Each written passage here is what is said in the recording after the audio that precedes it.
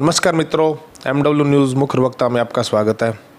जैसे कि आप जानते हैं, इस वक्त पंजाब में सरपंची के चुनावों की सरगर्मियां तेज हो चुकी हैं।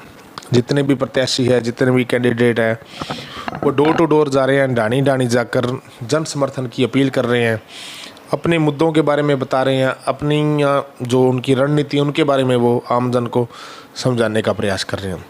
उसी क्रम में आज हमारी टीम पहुंची विधानसभा हल्का बल्लुआना के गांव ताज़ापट्टी, जहाँ से इस बार सरपंची पद के लिए हुंकार भरी है भोजराज जी स्याग।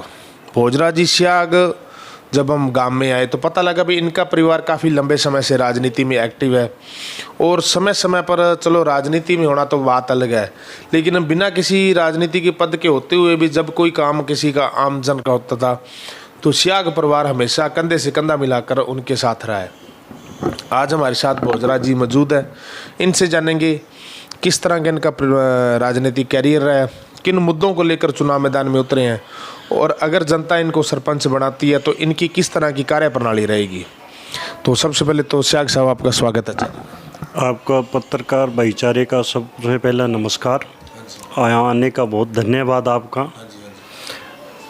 तो स्याग साहब, बात करेंगे सबसे पहले तो आपके स्वयं के राजनीतिक परिचय के बारे में। हम तो खैर चलो आपको काफ़ी पुराना जानते हैं, लेकिन हमारे दर्शक जानना चाहते हैं आप भाई आज तक आपका क्या राजनीतिक परिचय रहा है और किस तरह आप आमजन के इस बीच में रहे हैं।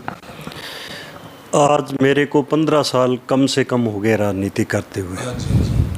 हर वर्ग में, हर बंदे के हर काम में मैं आगे खड़ा रहा हूँ। कोई भी है उनसे मेरा कोई विरोध नहीं है, कोई सरकार से विरोध नहीं है। हम तो जो सरकार आती है उनसे गांव के लेवल के काम लेते हैं। और बात करें जे तो चलो बात आपने बड़ी शानदार कही, क्योंकि चाहे सरपंच हैं, चाहे जो आम अपने जो लोकल जनप्रतिनिधि होते हैं, उनकी कोई पार्टी होती भी नहीं है, और उनको तो अपने गांव का या अपने क्षेत्र का विकास से मतलब होता है। तो अब अपने बात करेंगे जो आपका ये ताज़ापट्टी गाँव है, ताज़ापट्टी गांव के अंदर लगभग कितने के वोट हैं और कितने के वार्ड हैं। हमारे गांव में 7 वार्ड है, 1017 वोट है। वोट है। तो जो आपके 1017 वोट और 7 वार्डों के चुनाव सर्वसम्मति से मेंबर चुनेंगे या वहाँ भी चुनाव होगा? 4 वार्डों के सर्वसम्मति हुई। हाँ। तो देखो 7 वार्ड आपने बताए हैं, तो इन वार्डों में लगभग हर वार्ड की अलग समस्या होती है। कभी कहीं कोई पानी निकासी की समस्या होती है, कहीं कोई पानी पेयजल की समस्या होती है। तो आपके क्या समस्याओं को लेकर आप चुनाव मैदान में उतरे हैं? हम गांव के सभी काम कराने चाहते हैं, कोई हमारा किसी से कोई विरोध नहीं है। सबसे बड़ी समस्या हमारे गांव में वाटर वर्क्स पानी की सप्लाई की है। अभी हम इसका मुद्दा है, अभी सबसे पहले वाटर वर्क्स का काम ही कराएंगे। एक सबसे बड़ी स्कूल की समस्या है, 2 गरीब लड़कियां हैं वो बाहर जाती है, बहुत दिक्कत आती है। क्यों? हर गरीब आदमी दिहाड़ी करता है, उसके पास कोई गाड़ी वैन का देने का किराया नहीं होता, फीस बड़ी मुश्किल से देते हैं, वो बाहर जाते हैं। आजकल माहौल भी बहुत ख़राब है। जो आपके हमारे गांव में +2 तक स्कूल हो तो लड़कियां यहाँ पढ़ लिख कर आगे बढ़े। तो बात करें जो आपकी इस वक्त की जो जैसे बच्ची हैं, स्कूल कहाँ जाती हैं? फिर आसपास गाँवों में? आसपास गाँवों में जाती है, शहर में जाती है, बहुत मुश्किल है। तो अब बात करेंगे जी अपने, ये तो शिक्षा का तो आपने चलो बता ही दिया, अभी ये आप इसे स्कूल अपग्रेड कराने का प्रयास रहेगा, पेयजल का भी आपने जिक्र कर दिया।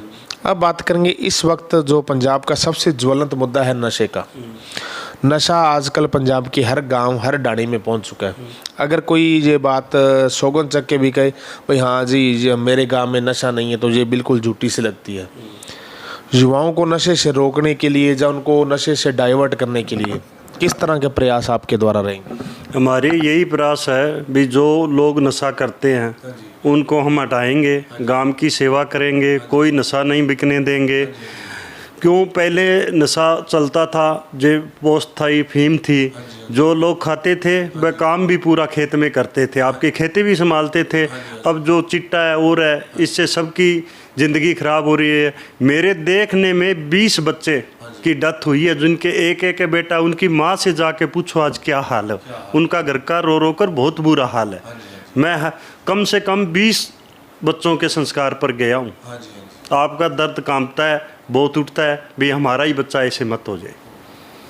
तो अब अपने बात करेंगे जी बच्चों को, चलो ये तो आपने बताया भी नशे से दूर, आजकल नशा बहुत ज़्यादा बढ़ रहा है, तो नशे से दूर करने के लिए उपाय क्या रहेंगे आपकी तरफ से? बच्चों को नशे से दूर करने के लिए हम उनके हाथों में किताब देंगे, वो पढ़े लिखेंगे, उनका मन खाली नहीं रहेगा, स्थान नहीं रहेगा, नशे की तरफ नहीं जाएंगे, वो पढ़ाई की तरफ जाएंगे।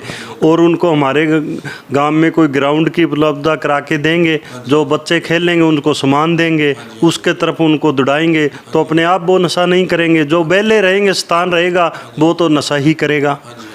इसलिए हम उनका पूरा साथ देंगे। दूसरी बात, एक गांव सरवर खुइयाँ तेलीपुरा का था, पिछले दिनों की घटना है। एक माँ बाप के 2 बच्चे थे, दोनों की एक ही दिन डेथ हुई है चिट्टे से। उनके घर 2 डेड बॉडी गई है, उनका गांव ने सभी ने रोटी नहीं खाई है रात को। हम सरकार से भी गुजारिश करते हैं भी नशा चिट्टा और बंद किया जाए। तो अब अपने बात करेंगे आपसे। देखिए, आप जब कोई इस वक्त जो चुनाव मैदान में उतरे वो सरपंची का है, सरपंच से अपेक्षाएं होती हैं आमजन को भी, हमें वो कोई आवास दिलवाएगा, या कोई कैटल शेड हो गया, या जैसे पेंशन योजना वगैरह। उन जो सरकार से, चाहे वो राज्य सरकार से या केंद्र सरकार से जो योजनाएं मिलती हैं, उनका लाभ आप किस तरह पहुँचाएंगे आमजन से? जो भी सुविधा आएगी सरकार से, हम हर एक गरीब घर को, हर एक को दिलाएंगे। जो भी है उनकी पूरी सहायता करेंगे। ऊपर से सरकार से मांग करेंगे, जिसके मकान नहीं है, शेड नहीं है और है, उनका सभी का करवा के देंगे। हर काम में मैं रात दिन खड़ा रहूँगा, डटा रहूँगा। ठीक है जी। तो एक जैसे अपने पिछले 3-3.5 सालों से पंजाब में आम आदमी पार्टी की सरकार है, तो उनके द्वारा एक अच्छी मुहिम चलाई गई है कि यहाँ पे जैसे स्कूल है उनको मॉडल स्कूल बनाया जा रहा है, जहाँ इंग्लिश मीडियम में कन्वर्ट किया जा रहा है। तो उस क्षेत्र में आपका क्या विचार रहेगा? उस क्षेत्र में मेरा विचार बहुत बढ़िया है। पिछले दिन सरकार से हमारा स्कूल की छत बढ़ने वाली थी, इस सरकार ने हमें 20 लाख रुपए स्कूल के लिए दिए। तो अब और भी आगे अगर आपको जनता चुन के सरपंच बनाए तो आप सरकारों से इस तरह से सहयोग लाते रहेंगे? जो लोग हमें, हमारा परिवार, सभी गरीब परिवार, भाईचारा सभी हमें सरपंच बनाएगा, हर योजना मैं लाने के लिए तैयार हूँगा, हर से लड़ूंगा, ला के दूंगा। गांव में स्कूल भी बढ़वाएंगे, पानी की भी सुविधा कराएंगे, जो भी काम अधूरा है वो सभी मैं करवाऊँगा। तो बात करें, जैसे हम गांव में गए तो आपके गांव में सुनने में आता भी जहाँ पानी की निकासी की थोड़ी सी समस्या रह जाती है जब बारिश वगैरह आती है, तो उस क्षेत्र में आपका कोई मन में रणनीति है? जो निकासी का है उसका भी हल कराएंगे, पाइपलाइन दबाएंगे। यहाँ हमारे से में नाले लगते हैं, उन तक पाइप गई हुई है, उसका 2-3 जगहों पे थोड़ा काम होने वाला है और निकासी की हुई है। तो अब शायद साहब, आपको चैनल के माध्यम से आपके ताज़ा पट्टी के मतदाता तो देख ही रहे हैं, आसपास के इलाके के मतदाता भी देख रहे हैं, क्या आप उन्हें संदेश देना चाहेंगे, क्या अपील करना चाहेंगे? हम तो अपील ये करना चाहते हैं कि सबसे ज़्यादा गांववासी सभी हमारा सहयोग करें, सबसे ज़्यादा वोटिंग करें। हमारा चौन निशान ट्रैक्टर है, हमें कामयाब बनाए। मैं उनके हर टाइम 24 घंटे जो भी काम होगा उनके साथ खड़ा रहूँगा। जो भी वादा किया है वो भी पूरा उनका मैं खरा उतरूँगा। ठीक है जी। ये हैं जी बल्लुआना हल्के से गांव ताज़ा पट्टी के सरपंच पद के उम्मीदवार भोजराज जी स्याग। भोजराज जी स्याग पिछले काफ़ी लंबे समय से राजनीति में प्रत्यक्ष या अप्रत्यक्ष रूप से एक्टिव रहे हैं और आमजन के जो भी उनके सुख दुख है उसमें हमेशा काम आते रहे हैं।